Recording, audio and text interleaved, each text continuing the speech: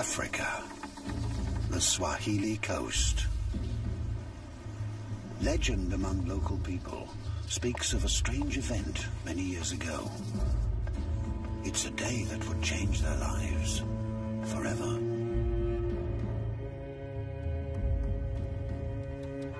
A ghostly assemblage clouded the horizon. Even the blazing sun surrendered to its might. But this was no cloud. It was a fleet of unimaginable size. Giant billowing sails of red silk tower over huge ships. Mysterious, pale-faced men in their thousands stride the decks in white robes, with treasure from a faraway world.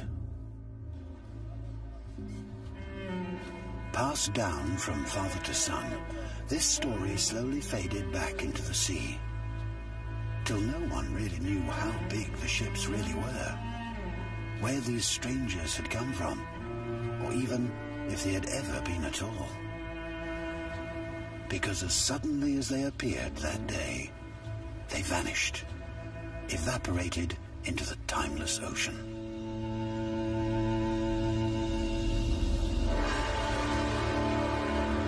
This was the great treasure fleet from China, the Dragon Throne, the biggest fleet assembled on the world's oceans until the 20th century. So why did it disappear? And why was their great admiral virtually erased from the annals of history?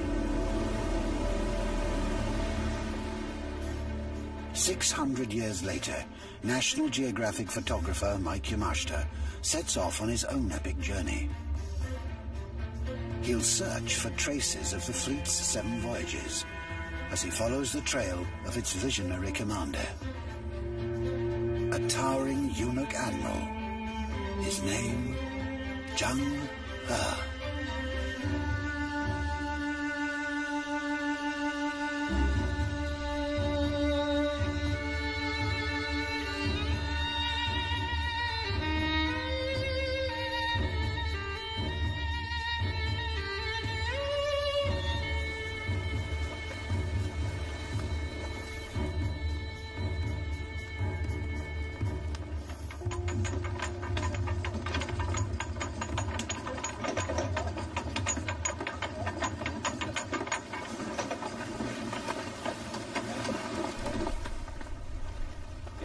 when I first read about Zheng He last year, I was totally intrigued.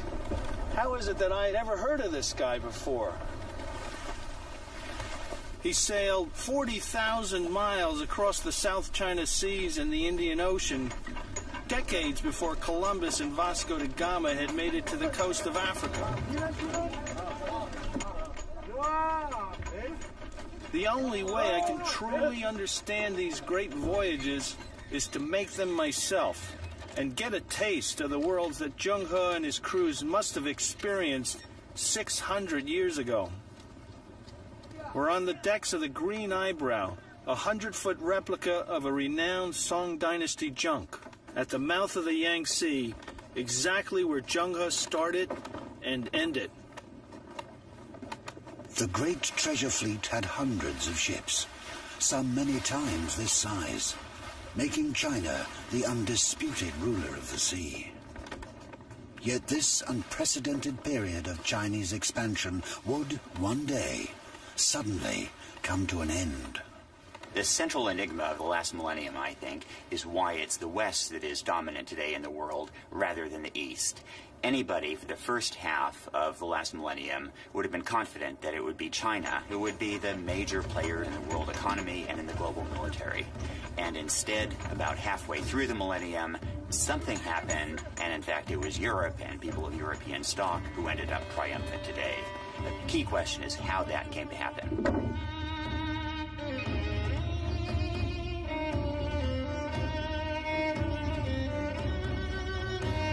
27,000 men, 317 ships, giants of the ocean. Some 400 feet in length, under the masterly eye of its titanic leader. say his voice bellowed like a dozen thunderous bells, and his eyes glared down from his 7-foot frame.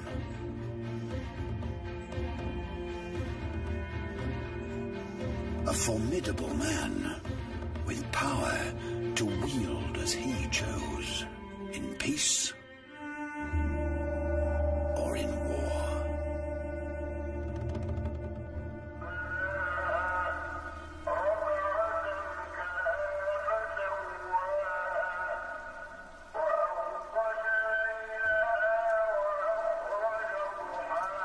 My journey begins in Kunyang, in China's Yunnan province.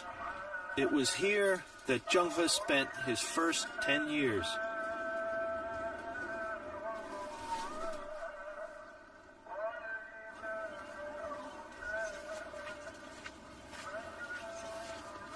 You know, for me, one of the most interesting pieces of the Zheng puzzle is how he got from a rural, totally landlocked farming village in Yunnan to become China's greatest seafaring explorer.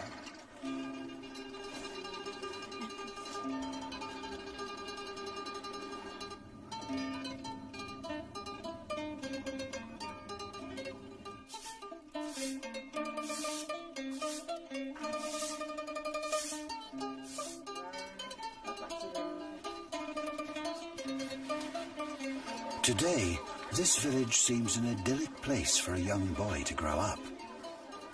But Zheng He's childhood was anything but peaceful.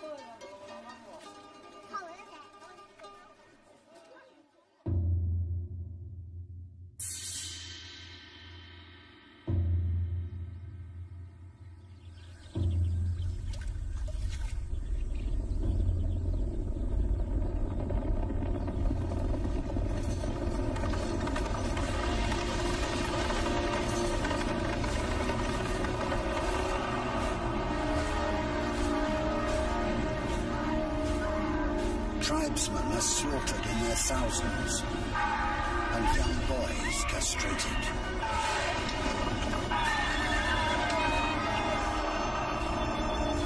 Zheng He's father is executed.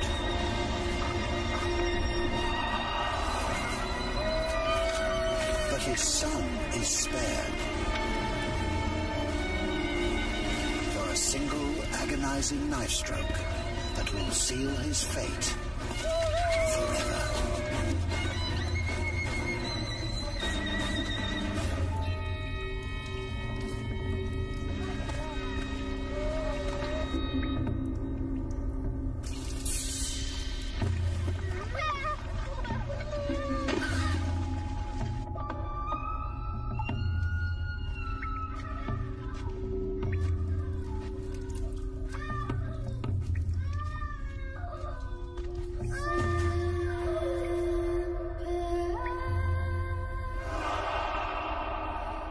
For the rest of his life, Zheng He will serve in the Ming court as a eunuch.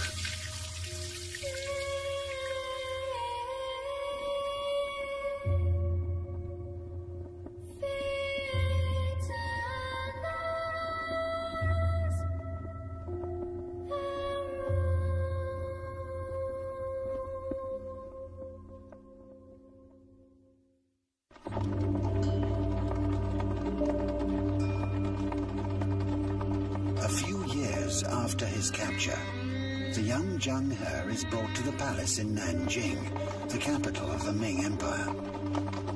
He will now serve a rebellious prince who will one day reward him with one of the most powerful positions in China.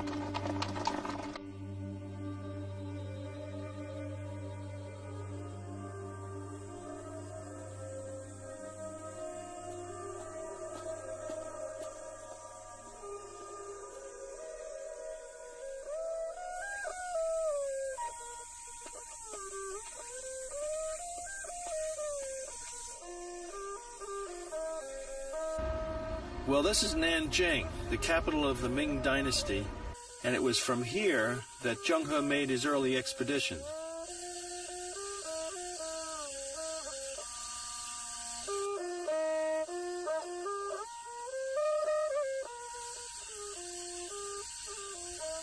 A lot of Nanjing has been destroyed. There are only a few palace buildings left here today, which makes it hard to visualize what the world of the Ming court must have been like in the 15th century.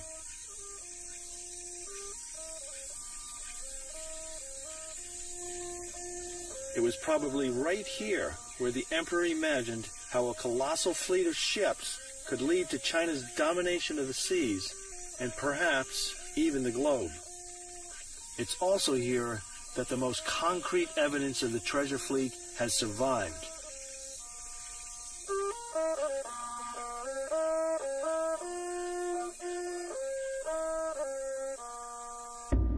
Even today, the great admiral's unwavering eye surveys the scene 600 years on.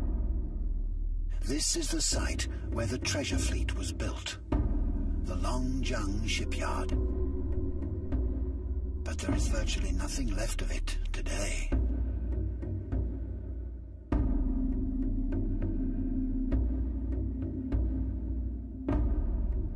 The Chinese uncovered this series of dry docks here in Nanjing. They dated back to the 15th century. Can you imagine how astonished they must have been when they found these 350-meter-long dry docks standing in a row?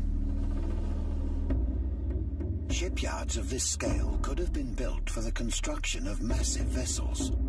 But how big was the question? One of the greatest controversies surrounding this whole Zheng episode was the size of his treasure ship. Some people believe that it's very large, 44 Chinese zhang, which equates to longer than a soccer field. Other people believe that it's a little bit smaller, the 2,000 liao, which would be around 62 meters long. A lot of scholars believe that such a large ship existed. Some of the arguments that they put forward is the fact that pyramids cannot be built today does not mean that pyramids was not built in the past. At 400 feet, the largest baojuan would have been nearly 5 times as long as the ships of Columbus, which sailed almost a century later.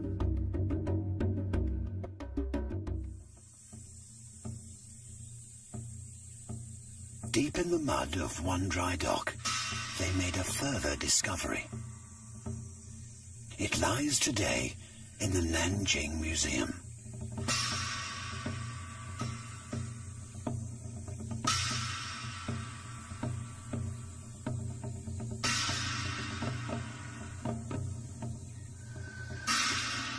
So this is it. The rudder from one of Zheng He's ships found at the bottom of the Zheng shipyards. Unbelievable. It must be 40 feet long. This controversy still rages on unless and until there are more evidence that can be found from archaeology or historical sources. I think this will continue to remain a mystery. The precise length may never be known, but there's little doubt that the great treasure ships were high-tech marvels. In scale alone, they were centuries ahead of their time. But the ship's real genius lay just below their 70,000 square foot decks. Here, a cutting-edge design protected the treasure ships from sinking. Each hull was divided into 13 watertight compartments. If one was damaged and flooded, the remaining compartments could keep the ship afloat. But that wasn't their only purpose. Now, the interesting fact is that in this last compartment, it is sometimes open to the sea, so that when the vessel is coming down a wave, water enters the compartment, thereby lifting the bow of the vessel and enabling the vessel to ride safely out of the wave. The design may sound complex, but its inspiration came from something that was all around them: a simple stalk of bamboo. It would take nearly 400 years for Western naval architects to incorporate this same technology. Zheng He personally commanded these highly advanced fleets on 6 of their 7 voyages, but ultimately they were the brainchild of the man he served. a cunning military leader, Zhu Di, personally led his troops to victory over the Mongol hordes. Then he turned his attention towards seizing the throne.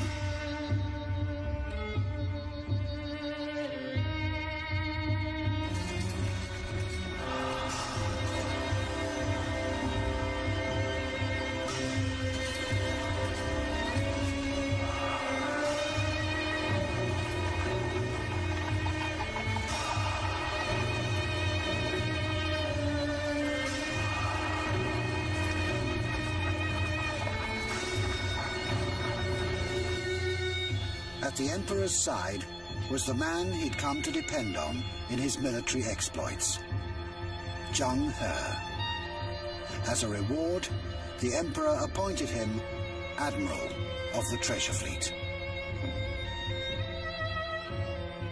And soon he would set off as the face of China to the world.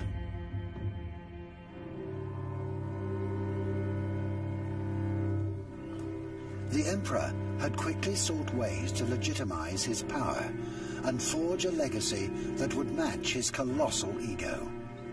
The result? Some of the most ambitious construction projects the world has ever known. And this is probably the most famous: the Great Wall.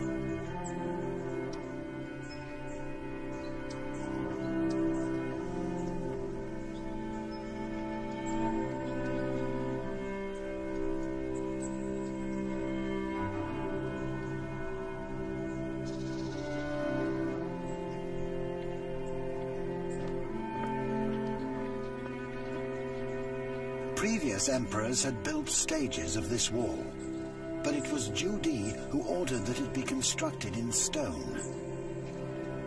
All 6,000 kilometers of it. This is just one of the massive projects he got into.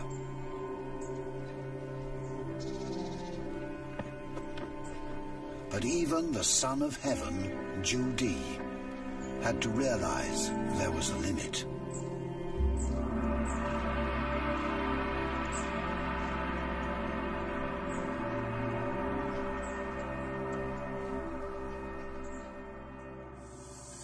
The remains of a more unusual project stands outside Nanjing.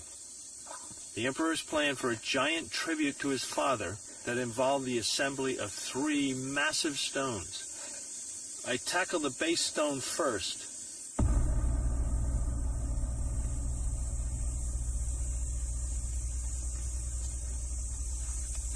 It's like a small mountain, but there's more. This was just the base of a planned memorial that would have been 25 stories high.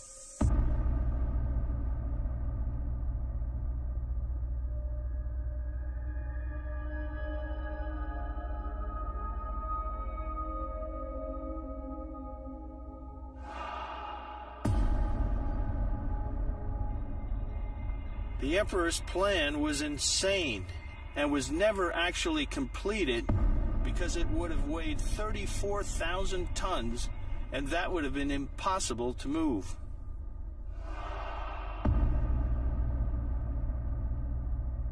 Today, they stand as a tribute, not to his father as intended, but to his own mammoth ambition.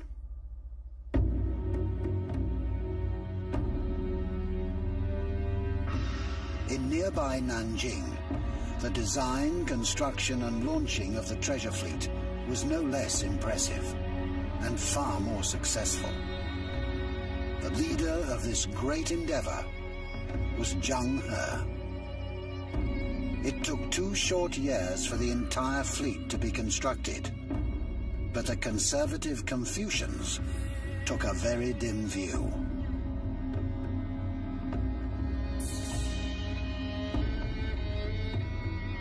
The central tension in 15th century China was between the eunuchs, who were close to the emperor and wanted to make money and were willing to try new things, were willing to explore, and were very much dominated by the Zheng camp. The Confucian scholars, on the other hand, were rooted in the past. They had a stake in the way things had always been done, and they did not want to try new things, did not want to explore.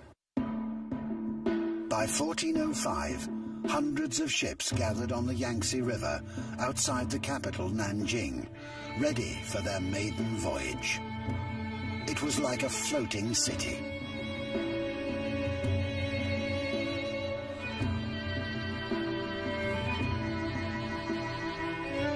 The ship's cargo bays were filled with the best that China had to offer. Tons of the finest silks. And the world-famous blue and white Ming porcelain that would be prized among kingdoms across the Indian Ocean.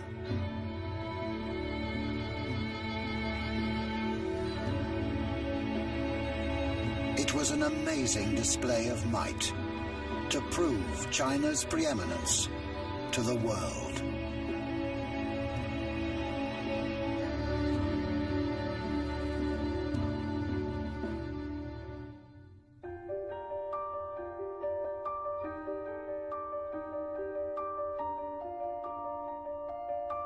On the eve of the voyage, Zheng He had a simple tribute to his father engraved.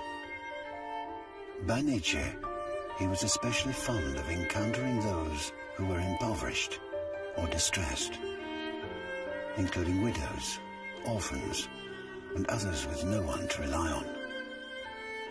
There was no one in this community who did not look up to him. He was content as an ordinary commoner, yet cherished the bestowal of extraordinary favors. It is fitting that he should have had offspring, illustrious in their own times.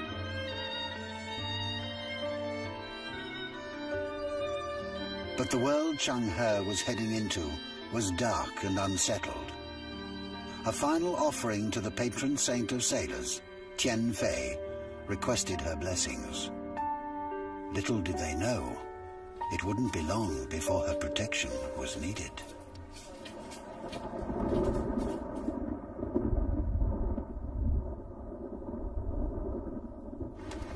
Finally, I too am ready to set sail to discover the worlds that Zheng He and the treasure fleet explored 6 centuries before me.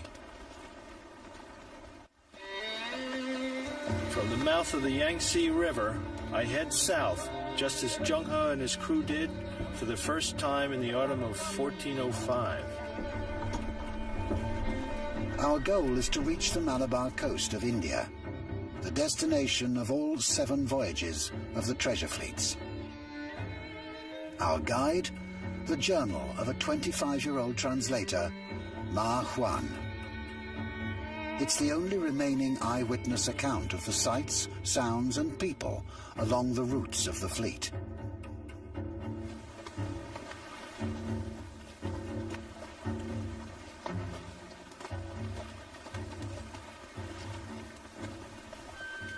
As we pass the coast of Vietnam, Ma Huan's writings begin to come alive.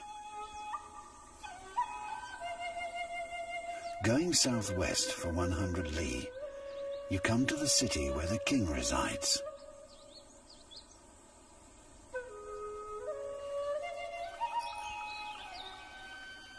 Most of the men take up fishing for a livelihood. They seldom go in for agriculture.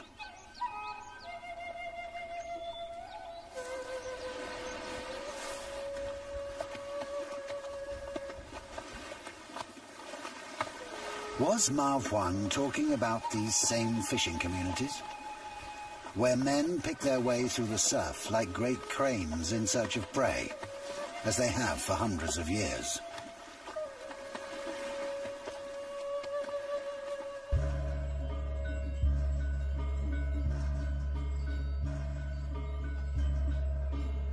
My journey soon takes me further south to the island of Java, Indonesia. Here in the port of Gresik, I decide to come ashore It's the only way I can reach one of the most amazing sights that Zheng He probably witnessed in the early stages of his journey. Eerie. Bleak. Timeless. The crater of Zheng volcano.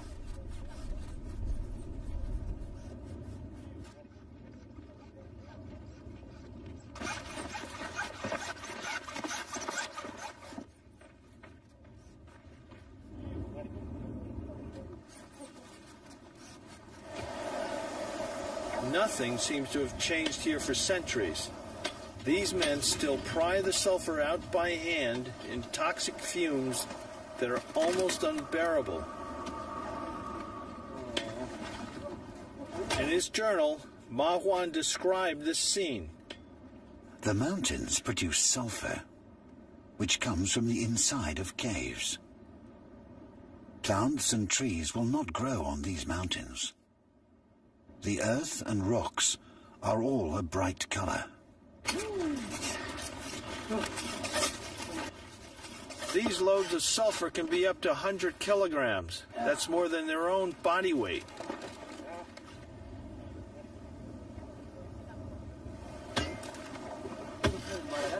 With all this smoke and the yellow sulfur and this incredible scenery, it doesn't get any better than this for a photographer.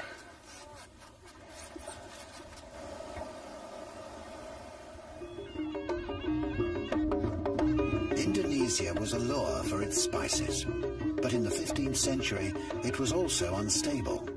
Its inhabitants were known to be violent.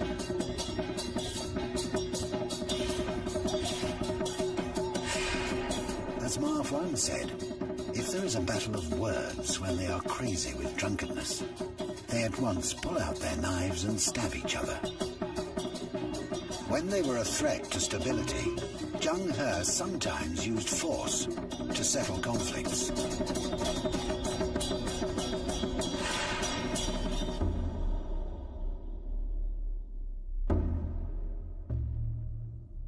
But in Indonesia, he is best remembered for his diplomacy. Today, in the city of Semarang in central Java, Zheng He is honored as a god. He even has his own temple.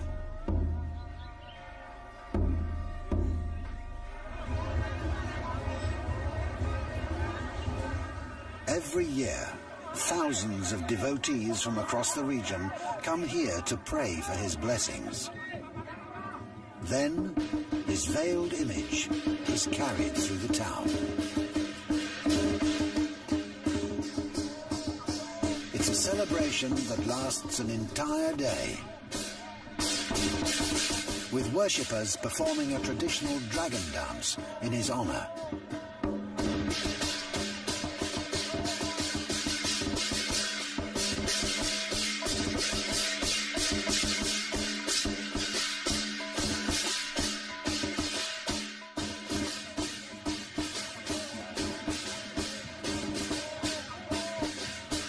For centuries, he was virtually unknown in China. But here in Indonesia, his deeds have never been forgotten.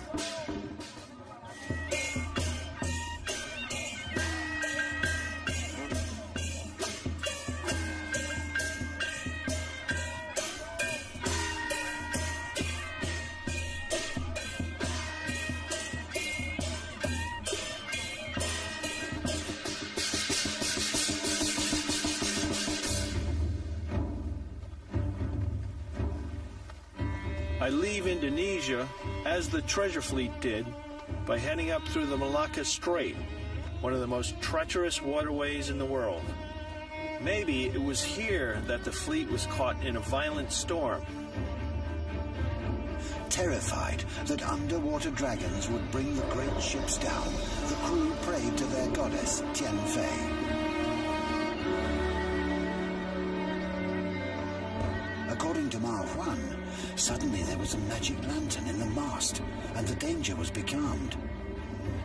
For Zheng He, This was a sign that his fleet was under divine protection. But another threat was on the horizon. Pirates.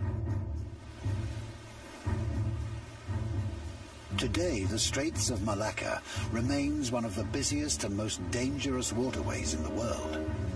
Pirates from Indonesia routinely attack freighters heading to China and the Indian Ocean. And the early 15th century was no different.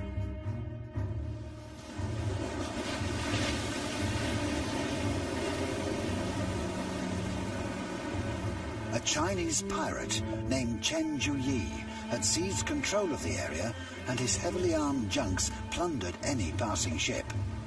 His forces were swift and deadly.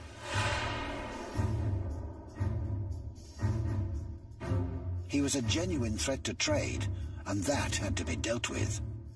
Keeping an upwind position, Zheng He lured him into a trap from which he would never escape. Chen Juyi was captured and executed, and so peace was restored. This wouldn't be the only time Zheng He would use his military power to deal with threats at sea. With the danger of the pirates now removed, Zheng He set up a number of strategic trading posts, which would lead to one of his greatest legacies, the founding of the overseas Chinese, the largest of which is in Malacca on the west coast of Malaysia.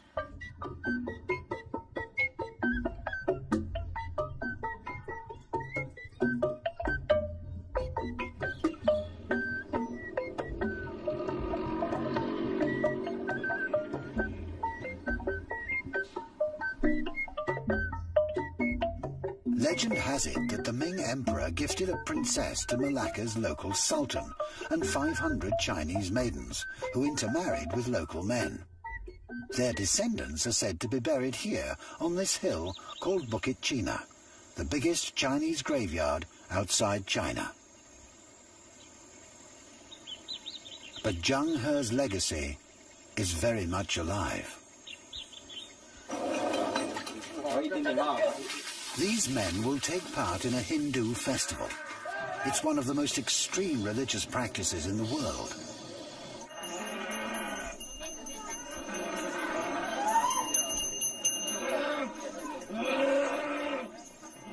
This ritual is from India, but here in Malacca, it's practiced by ethnic Chinese.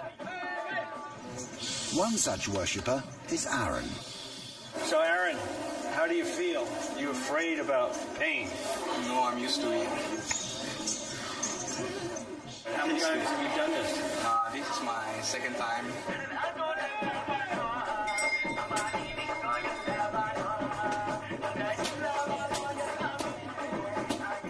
You're going to skewer yourself with that long needle. I don't do it myself, but there is somebody to help me around. Where will you put it? Through. For Aaron, like the others, piercing himself is an expression of devotion. By piercing his body, he thanks the gods for favors granted. Okay, why do you do this? It's part of my religious culture to follow up. But that's interesting that this is an Indian festival and you're doing this. Because it's from generation to generation, since to my great-grandmother up to today.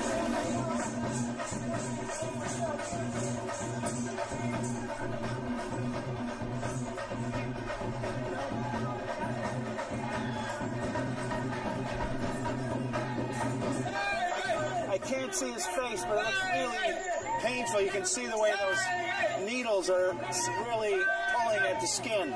The most amazing thing is there's no blood. Wow. If that doesn't hurt, I don't know what does.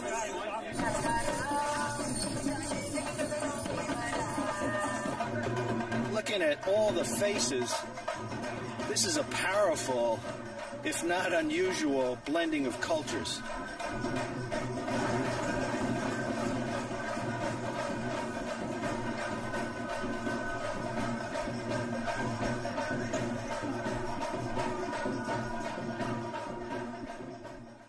From From Malacca, the treasure fleet enters the vast open waters of the ocean as it heads toward its destination, the riches of the Indian Malabar coast. The achievement of moving 300 boats and 28,000 men around the Indian Ocean basin was extraordinary. They were navigating by the stars. The only time calculation they had was a candle, and they were measuring the speed of the boat by dropping a stick off the bow, and as it passed they would recite a rhyme. These were extremely crude navigational tools, and yet they managed to get from point to point in the Indian Ocean basin with extreme accuracy.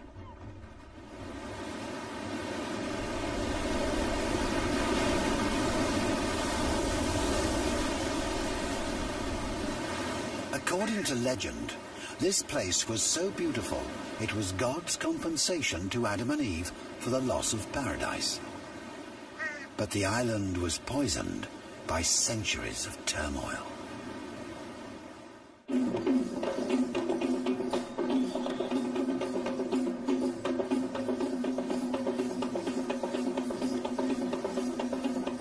Sri Lanka.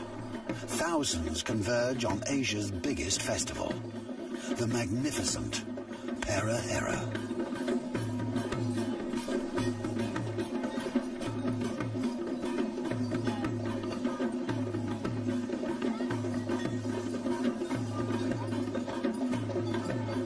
Days of mesmerizing devotion. Parading for hours, they celebrate and pay homage. It's a tribute befitting a king or an emperor.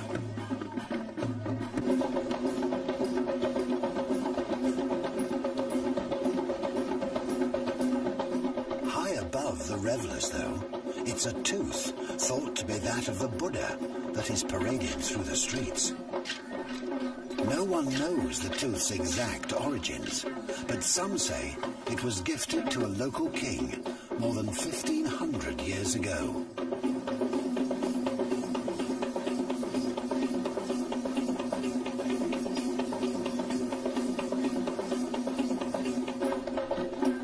In the 15th century, this relic was one of the island's most coveted possessions. To steal it would surely be sacrilege.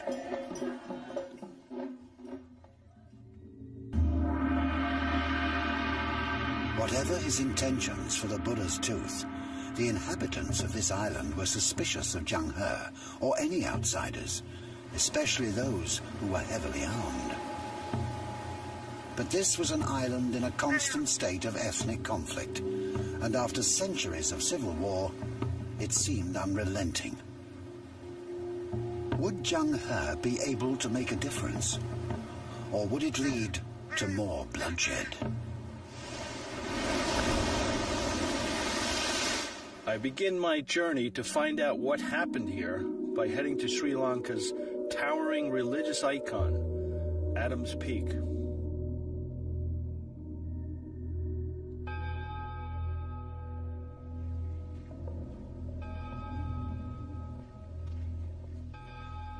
At the center of this island, it stands like a beacon of inspiration and hope.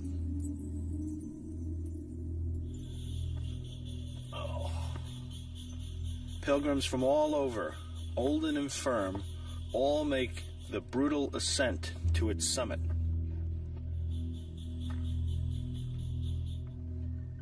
Almost there.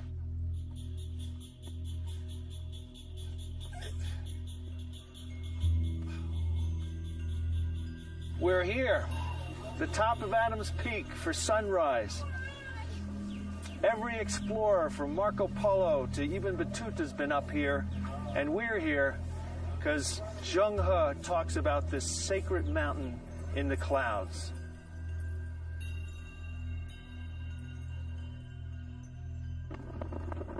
Adam's Peak is a place of worship for Hindus, Buddhists, and even Christians. There are no tensions here, just shrines, worshippers, and a stunning view.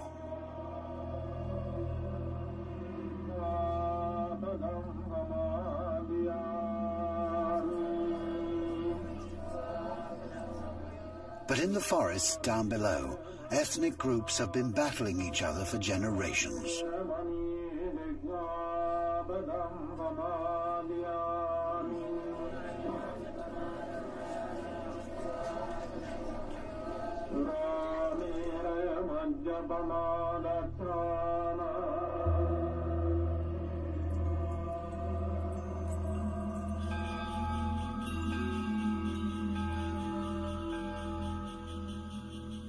On the way down are riverbeds famous for producing some of the finest gems in the world.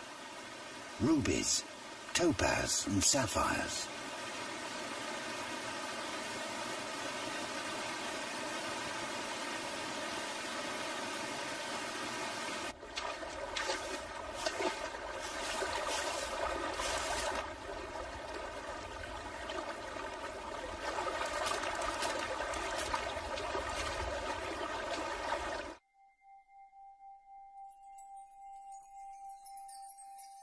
Local folklore says they are the crystallized tears of the Buddha, shed for the island's centuries of suffering.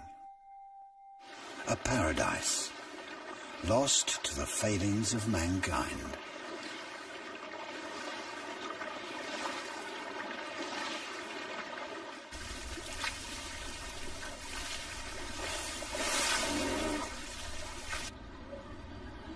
European voyages were not only trade voyages, but they were very much religious endeavors to convert non-Christians to Christianity. They were crusades. Keen to establish peace, Zheng presents a gift to the local Buddhist chief. A tablet written in 3 languages, Chinese, Tamil, and Persian.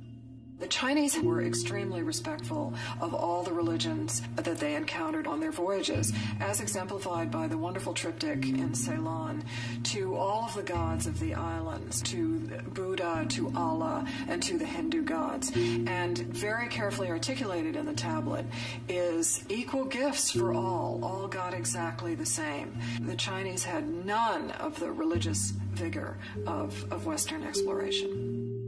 This was an offering of peace to an island at war. But a Buddhist chief rejected the gift and refused to pay tribute to the Chinese emperor. Continued instability was unacceptable to Zheng He, and it would come at a severe cost to the warring chiefs. The treasure fleet prepares to invade.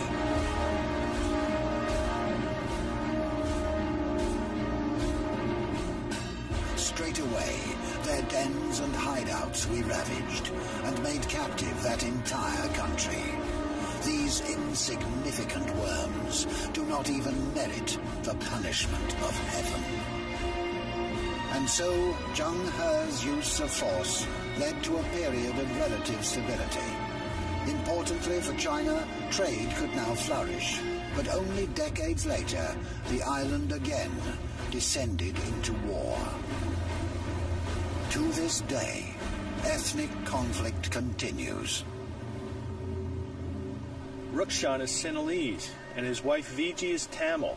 They represent 2 of the groups that are at odds with each other. Maybe they can help me understand why the island has suffered for so long. Ethnic conflict in Sri Lanka is an age-old thing. It's been going on for at least 2,000 years, especially between the Tamils and the Sinhalese. Ethnicity has been redefined by politicians, and that causes people to view each other with suspicion and a sense of us and them. We have to learn to share this island. It's not a very big place. It has to begin at an individual level. People have to start seeing other people as human beings first and not as members of one ethnic group or another.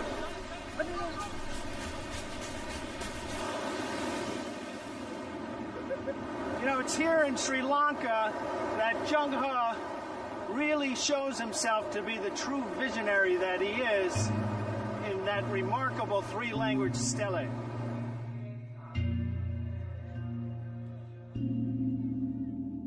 But today, it's locked away.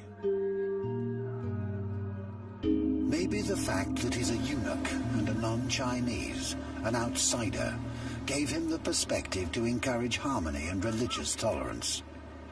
In Sri Lankan history, Zheng is seen as a man of war, and the memory of his peace offering has faded away, as a wave ebbs into the ocean.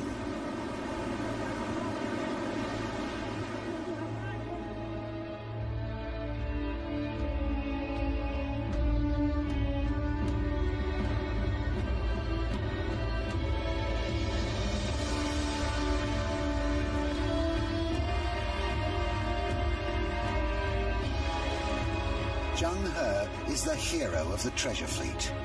But this golden age of expansion and engagement with the world is about to come to an end. Arguably the worst foreign policy blunder that any country has ever made was China's decision in the 1400s to abandon Zheng He's explorations and instead to close the country, to turn inward. And the result was that China's trade vanished, its economy began to diminish, and that it found itself on a downward escalator, which it found itself impossible to get off of. The treasure fleet will set off to even more distant shores, the entire world within its grasp.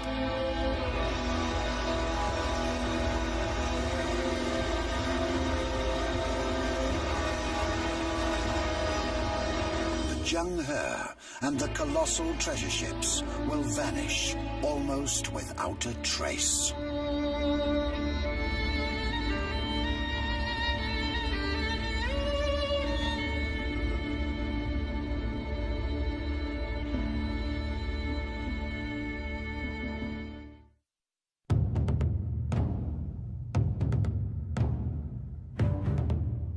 The dawn of the 15th century. China is the unrivaled ruler of the seas, with an almighty grip on power that seems unstoppable. Nothing compares to the scale of China's treasure fleet. 27,000 men, 317 ships. They must have been worlds unto themselves, with enough supplies to last for months and cargo bays of treasure fit for kings. But soon the fleet would vanish, and China would close its doors to the outside world. National Geographic photographer Mike Yamashita continues his journey to discover what happened to this great age of expansion and the man who was at its helm, the towering eunuch admiral Zheng He, who in his lifetime was hailed as a hero in China.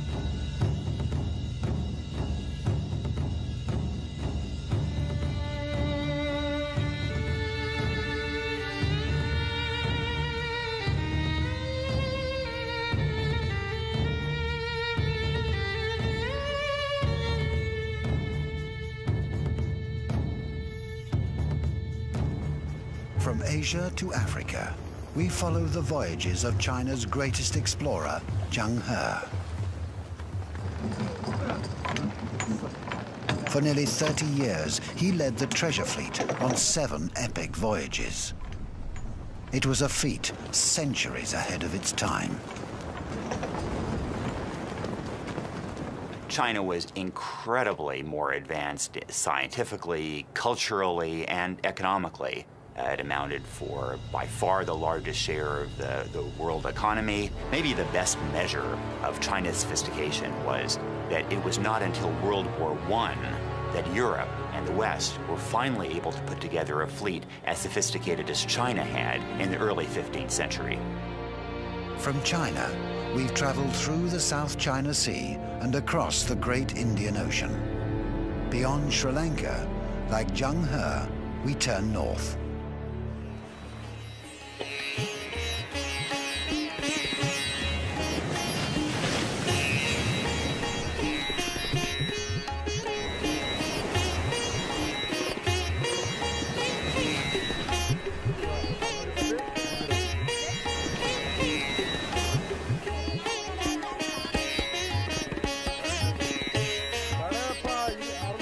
The promise of exotic spice has always been a lure for adventurers. And somewhere along this coast, we'll find that precious commodity all traders sought. In those days, it was known as black gold. Malabar pepper. I think it's the most famous pepper in the world because its history goes back the furthest. Yeah, it's got a name and it still commands a huge premium in the market. I meet up with Arun Ramakrishnan, whose family has been trading pepper for generations. What's special about Malabar pepper? Well, it's got a special aroma. It's what lends it its flavor. I'm at a pepper go down in Calicut, and this is the reason why Zheng He stopped here on all of his voyages. He was coming to buy the black gold pepper.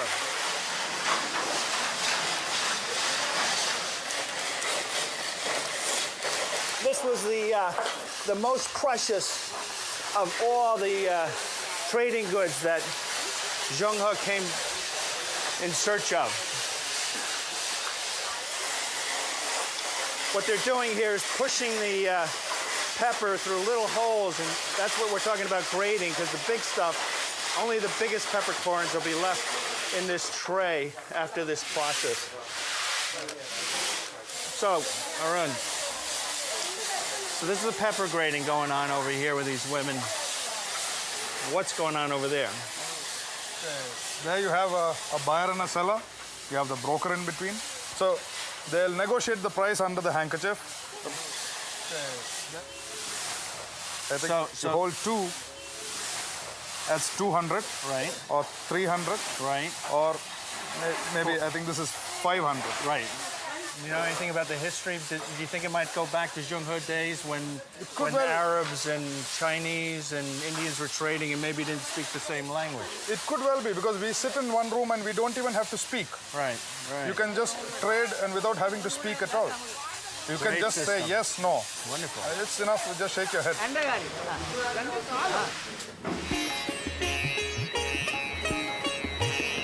In nearby Sri Lanka, Zheng He was drawn into the war between the island's ethnic groups. But here in India, there was no such conflict, and exchange flourished. The Chinese called the port of Calicut the great country of the Western Ocean. As Ma Huan, the treasure fleet's young Muslim chronicler, wrote, "The people are very honest and trustworthy. Their appearance is smart, fine, and distinguished."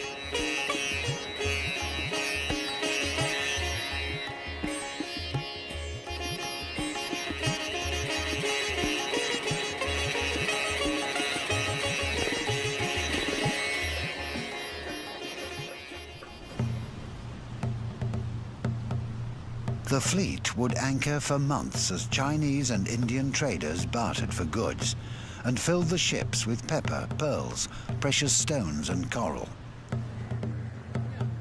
All in all, Zheng He probably spent years here. Perhaps it's why these Chinese fishing nets are still here. These nets were brought here sometime between 1350 and 1450, which means Zheng He could have easily been the person who brought these to the Malabar coast. What's wonderful is they're still using them.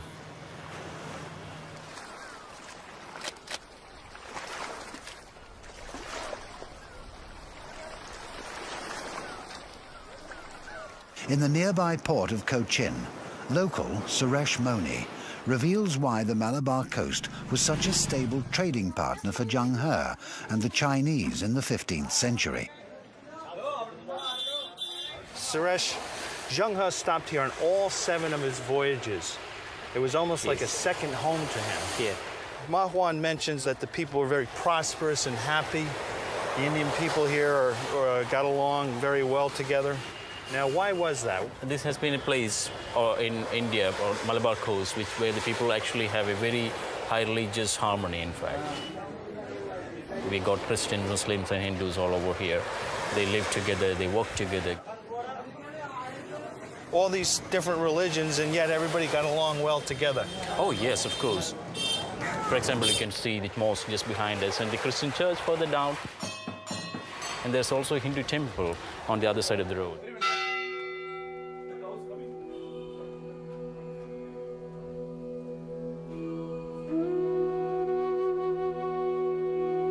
Here in India, Zheng He found the kind of religious harmony he tried to forge in Sri Lanka.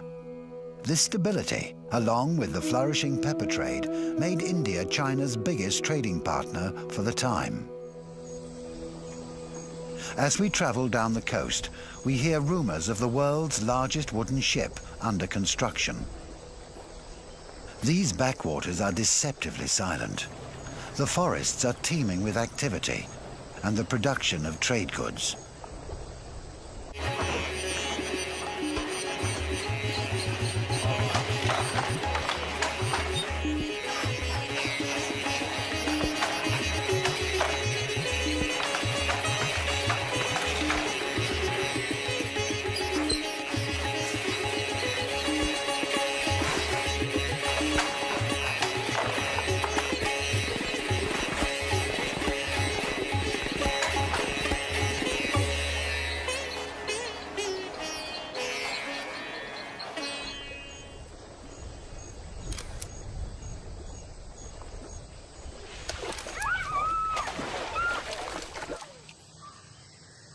One item to be found up in these trees is surprisingly useful. We're at a coconut processing factory. Here we've got the husk. This is from what the core comes from. Got a couple of guys unloading boats over here. Let's see what it looks like. Mahwan describes at least 10 uses for the coconut. You can drink it, you can eat it, you can use the oil for cooking. The shell is good for cups and bowls. The tree is good for building houses, and the leaves for roofing those houses. But most important of all, it's the fiber that's made into rope and used for shipbuilding.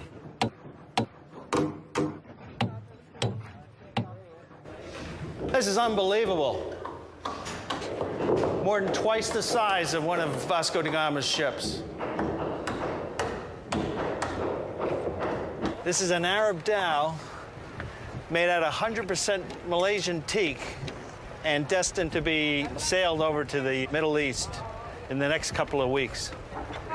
Just look at the size of that piece of wood they just brought aboard. It's probably the biggest wooden ship anyone's ever likely to see in the 21st century.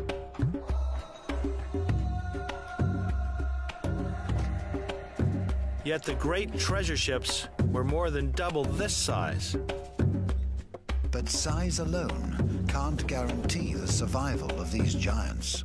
Forces at home are already conspiring against them. In the 15th century, China was the world's great superpower, and Zheng He, its greatest explorer. His voyages took him thousands of miles across dangerous stretches of ocean. But his biggest threat was not to be found at sea.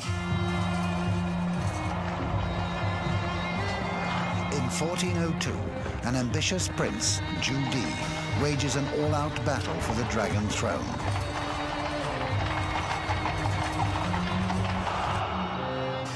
He installs himself as emperor.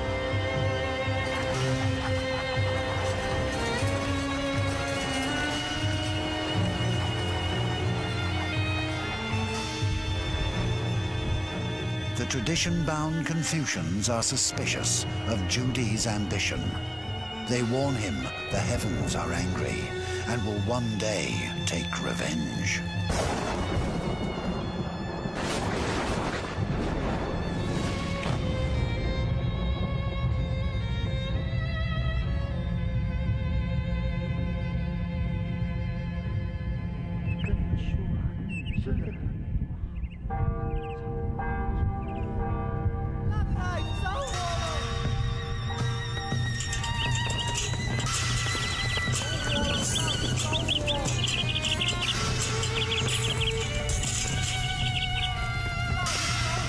According to a Persian envoy, it was like the light of 100,000 torches.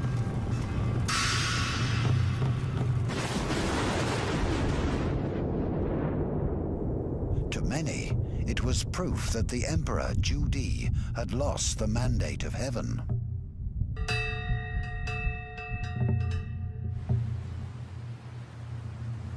If the treasure fleet were to be halted, it would bring China's trade with the outside world to an end. But that isn't all that's at stake.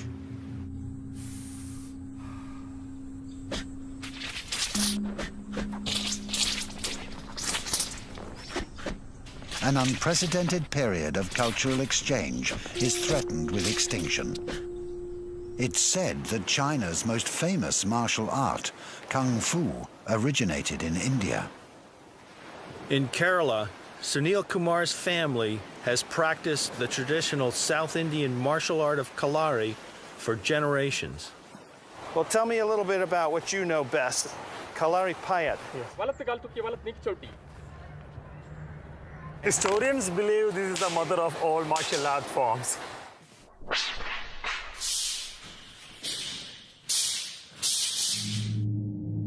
Kalari was practiced by Buddhist monks and Hindu saints as a means of protection.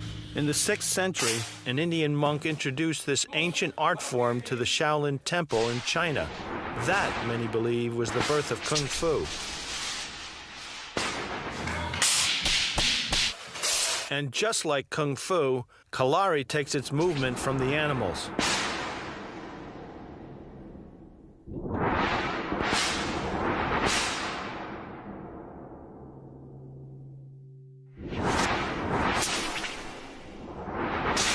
Tell me about the movements of Kalari as being related to Kalari, animals. we are doing 8 postures. Elephant posture is for getting the strength in the body. There is some special measurement for that, and go and stay like that.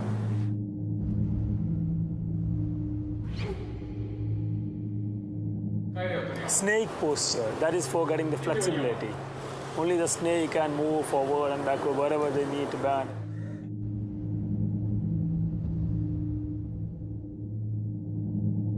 What about the leaping? One we are adopted from the fish and also from the cat.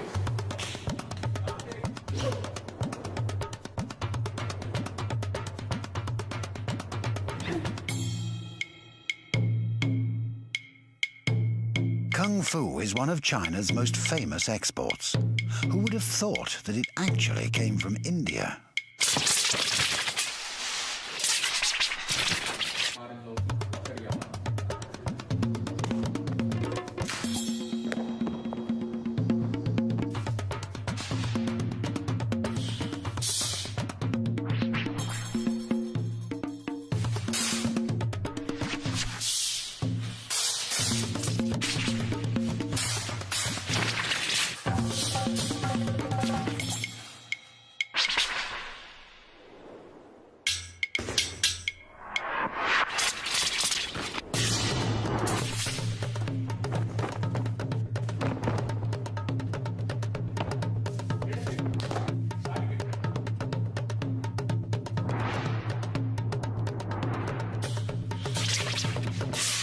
But cultural exchange was not limited to martial arts.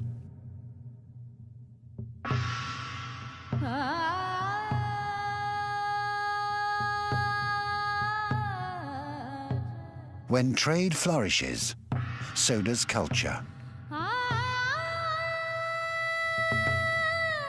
The treasure fleet was much more than a vehicle of power and trade.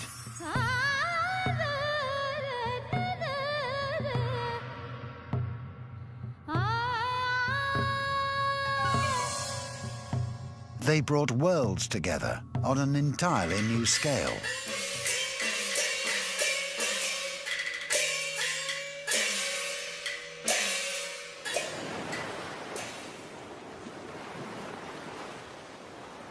Finally, we leave India and follow the treasure fleet west. Like Zheng, we set out across the Arabian Sea toward the coast of modern-day Yemen.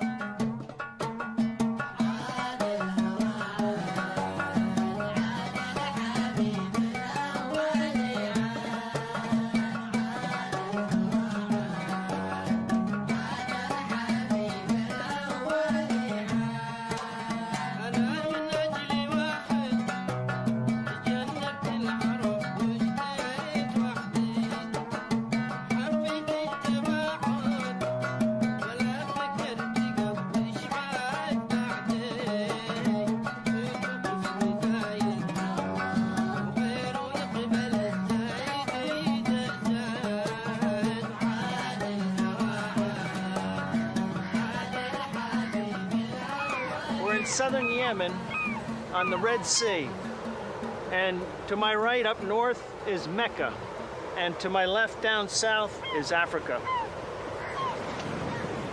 There was a lot of trade going on here between Arabs and Africans and Indians, as well as the Chinese, when Zheng He arrived 600 years ago.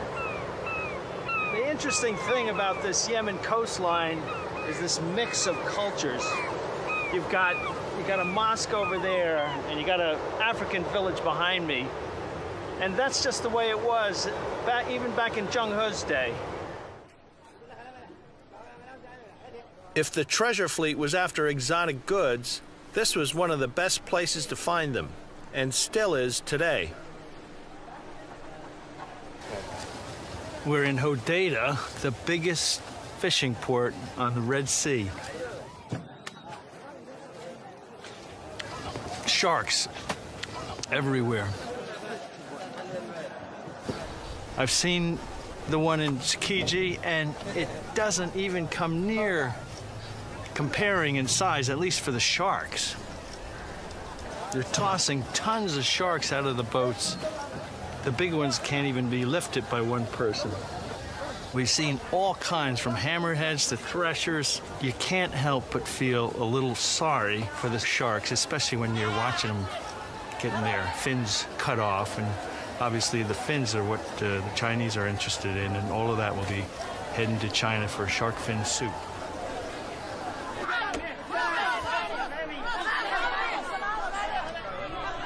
Bargaining and noise, and everybody's excited.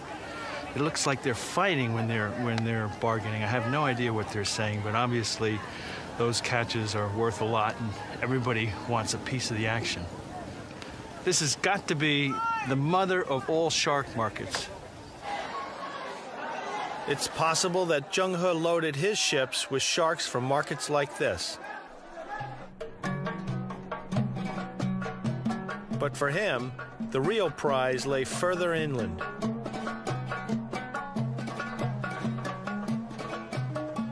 Well, from Yemen and Oman, I think Zheng He is mainly looking for frankincense and myrrh. They used it as incense, as the Arabs do, and they also use it as a form of medicine. This and Somalia are the only spots in the world where it comes from.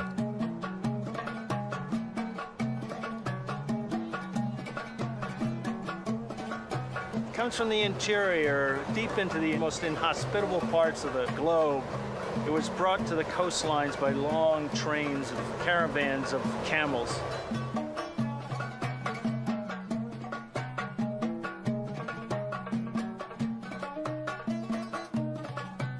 Today, frankincense and myrrh can be found here on the back streets of Yemen's ancient capital, Sana'a.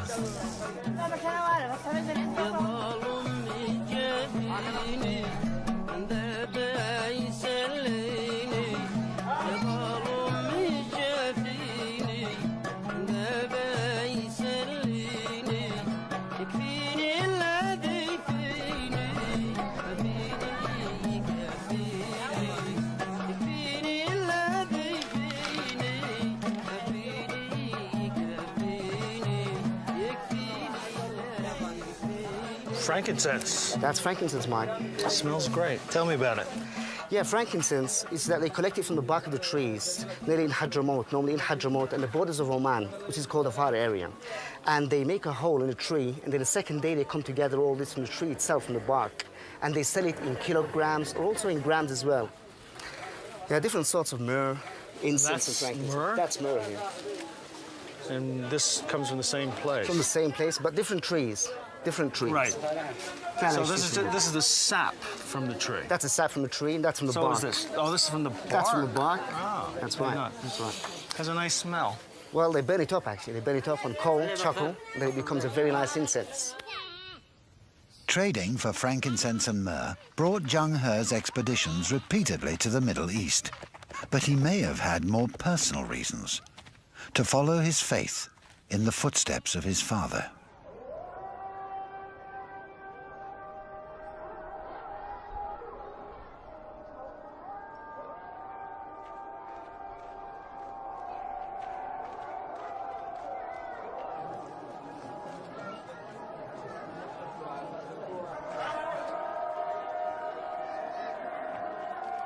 We're in Jibla, going to Queen Arawa's mosque, built in the 11th century as a part of a university to teach Islam. You know, this is one of the most beautiful mosques I've seen yet in Yemen. It's the architecture with those wonderful arches and columns. The weather was just perfect today. The sun's shining, bouncing off that white tile in the courtyard. Most of all, there are all those worshipers praying and reading the Quran. And in a country where it's hard to actually even get in a mosque, it's a very unusual situation. You know, Zheng He, as a Muslim, must have been dying to get to Mecca. His father made the pilgrimage before he was born.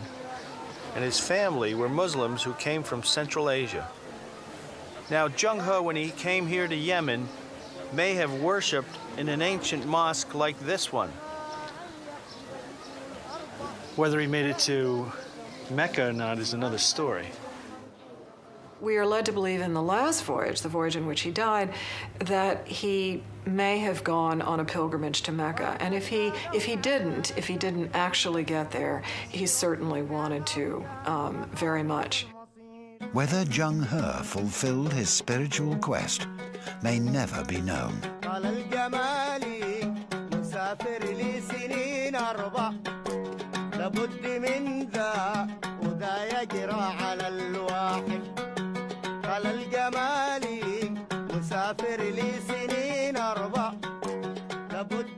By the time Zheng He comes here to Aden, as Yemen was called in those days, he's not really looking for profits.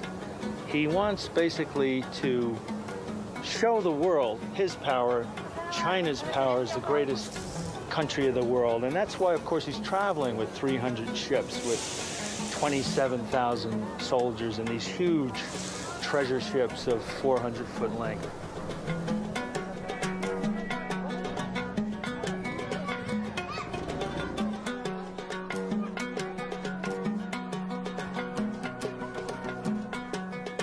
It's a big show of power. He's not here to conquer. He's not here to occupy. He just wants to show the world we're the greatest. But back in China, the world's most powerful empire was in crisis. The days of Zheng He and the treasure fleets are numbered. As commander of a floating army, Zheng He would have appeared unstoppable, and the entire world must have seemed within his grasp. Zhu Di could well have saved the treasure fleet.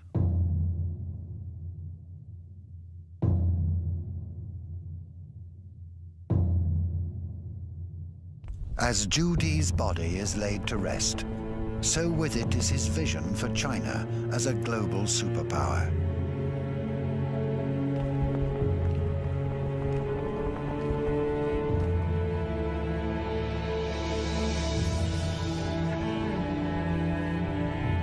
His expansionist projects and severe famine had seriously depleted the imperial treasury.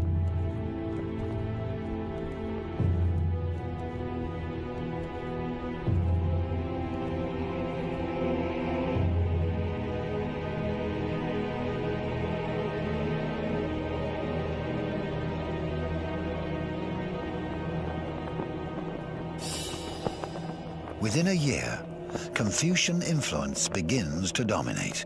Confucian philosophy, I think, stressed that the empire should be self-sufficient, that trade was really unnecessary. You didn't want foreigners interfering in your country. The son should not go abroad because he couldn't attend to the filial obligations of his ancestors. Trade was base and demeaning and not well respected by the Confucians.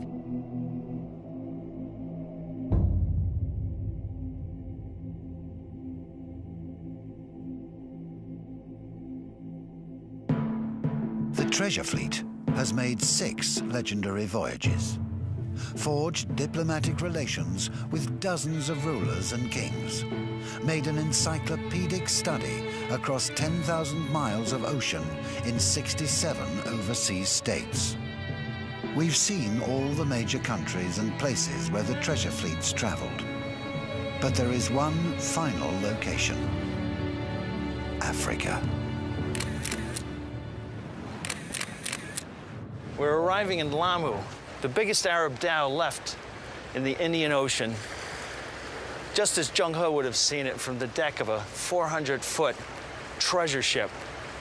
And it just looks beautiful.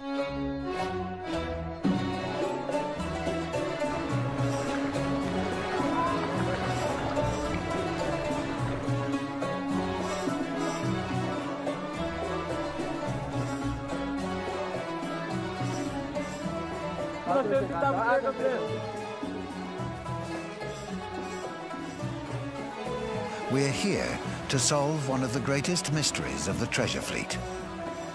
Legend has it a shipwreck left a number of Zheng He's sailors on an island off Africa's Swahili coast. After marrying local women, they created a community of their own, known today as the Washanga part of the Famau clan. Perhaps Zheng He's crew settled on this coast more than 80 years before Vasco da Gama. But can we find evidence that the legend is real?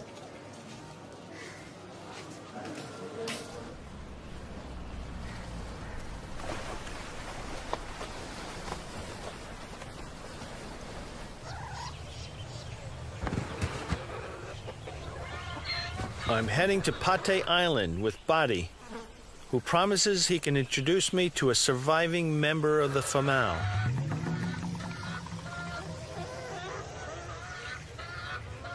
So, how long have you known Mrs. Baraka? For quite some time, actually.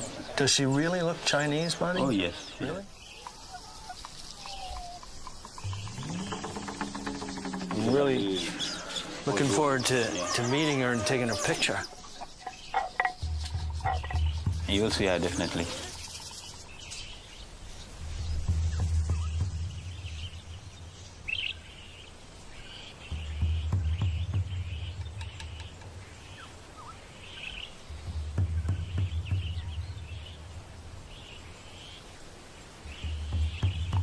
It's definitely worth the wait. Locals say there are fewer than 100 Famau scattered on different islands.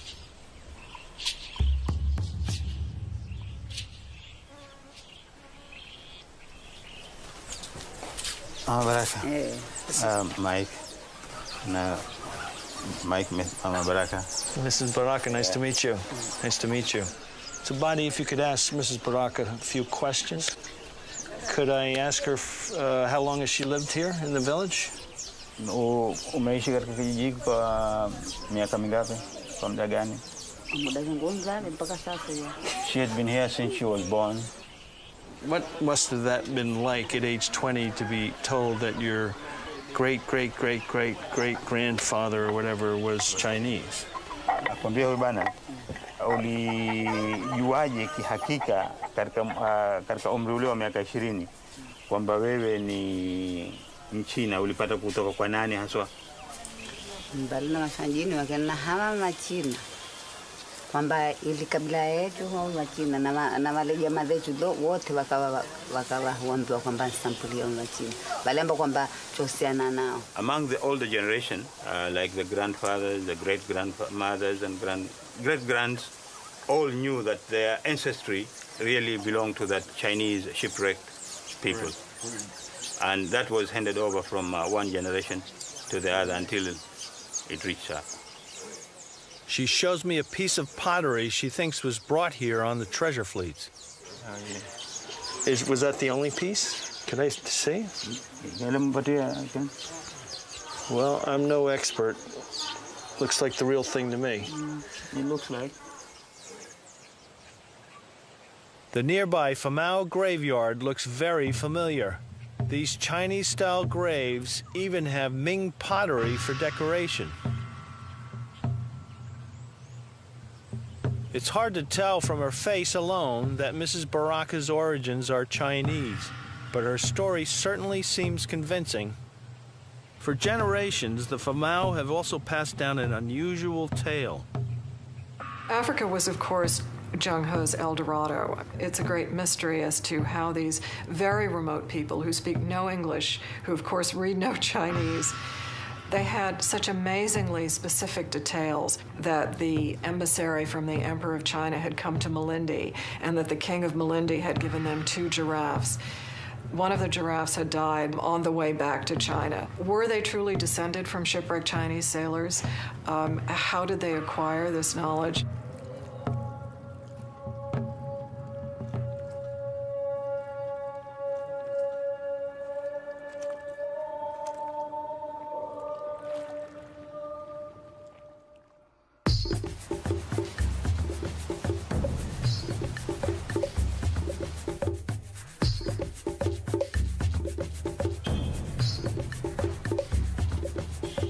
I head down the coast to Tanzania.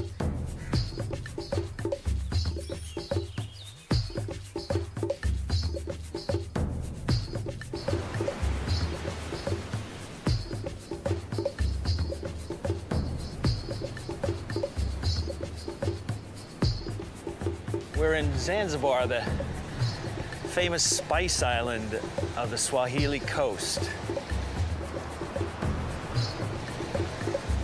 This is probably the furthest point south that Zheng He would have come on his trip to Africa.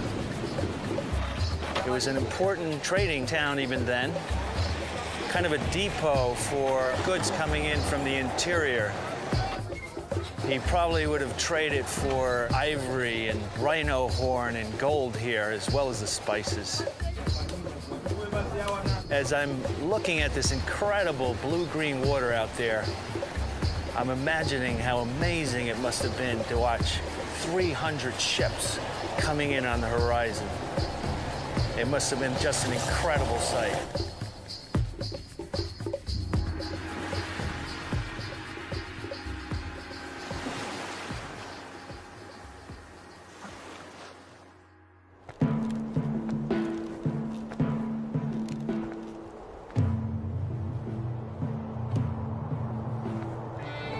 When the fleet returned from Africa to the Forbidden City, it was carrying some of the most exotic gifts the throne would ever receive.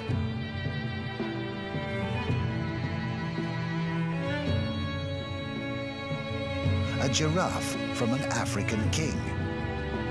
Spectacular proof of the tribute paid to the dragon throne.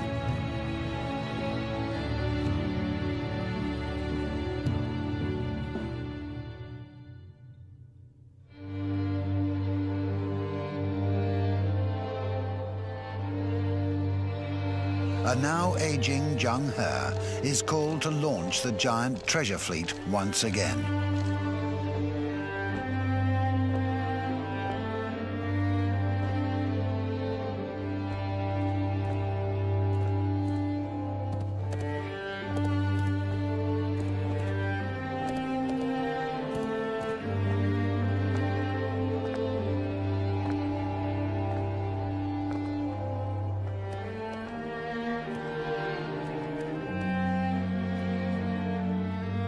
But Confucian grip on power has all but sealed China's fate.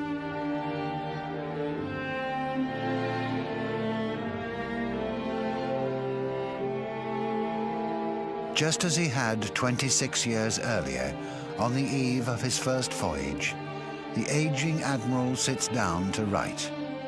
This would be his epitaph.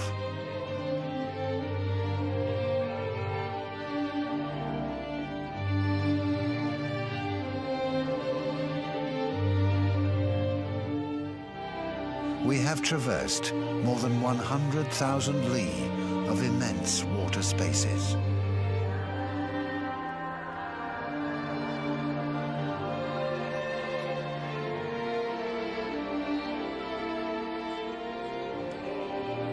And have beheld in the ocean huge waves like mountains rising sky high.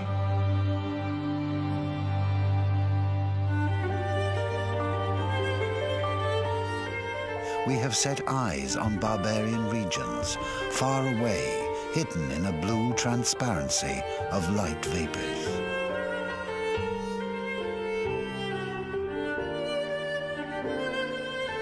Our sails, loftily unfurled like clouds day and night, continued their course as rapidly as a star, traversing those savage waves.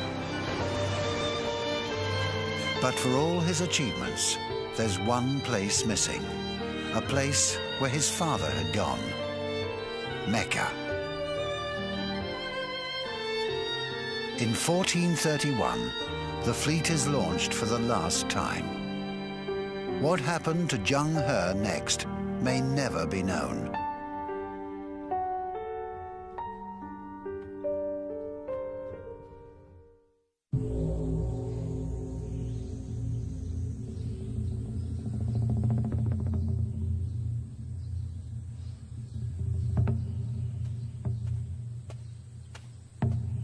The early part of the Ming Dynasty remains China's greatest stage of progress.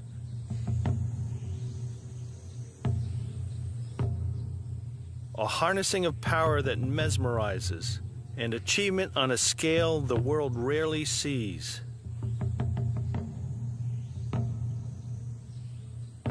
It's not surprising, therefore, that in preparation for his death, the emperor, Zhu Di, had a vast burial site built just outside Beijing. These are the Ming tombs. These statues serve as a permanent reminder to the world of the emperor's power and vision. Remote, magnificent, a gigantic edifice in stone. But for his trusted friend, the great admiral, there would be no such remembrance.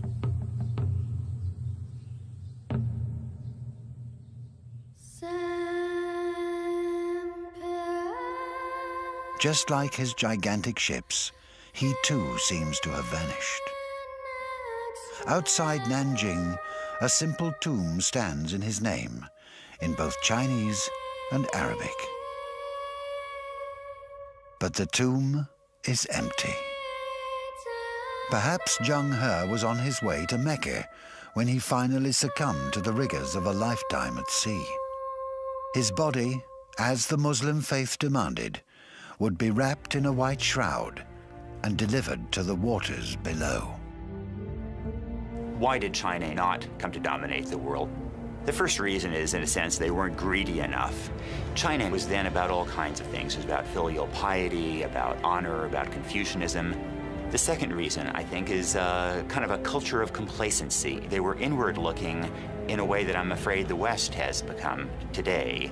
And as a result, there was a lot of opposition to the idea of going abroad. When the Confucians came to wrest control from the eunuchs and make these catastrophic mistakes, then they condemned the entire Chinese people for the next 500 years.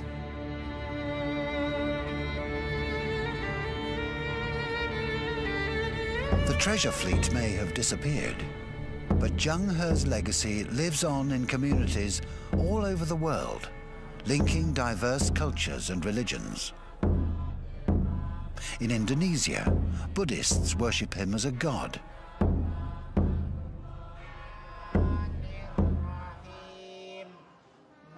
While these young Muslims learn to read from a Quran in a mosque dedicated to his name. His preaching of religious tolerance is still a lesson for us today.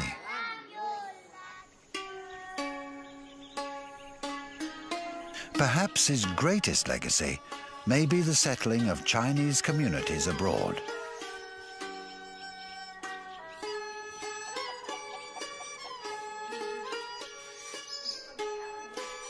The voyages of Zheng He enabled members of ancient Chinese villages like this one, home to a group called the Hakka, to leave China and seek their fortunes in Southeast Asia, India, the Middle East, and even Africa.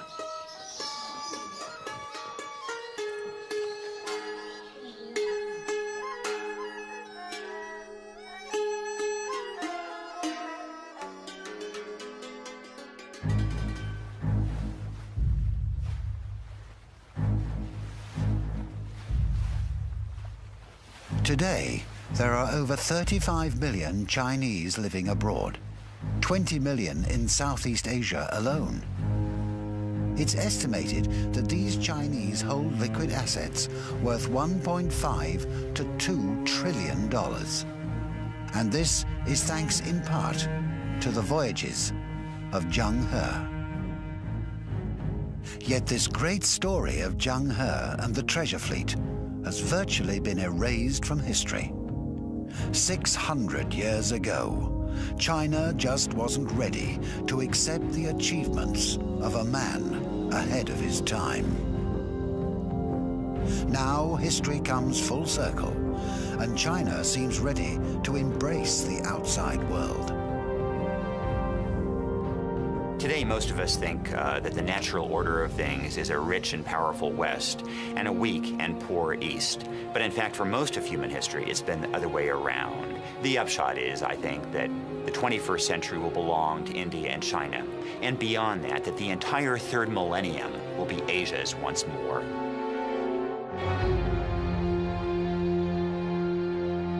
Zheng He has finally been recognized as a celebrated hero.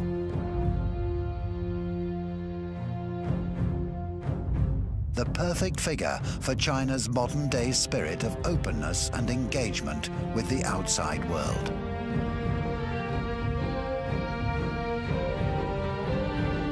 Today, the great treasure ships have been replaced with new giants of the ocean.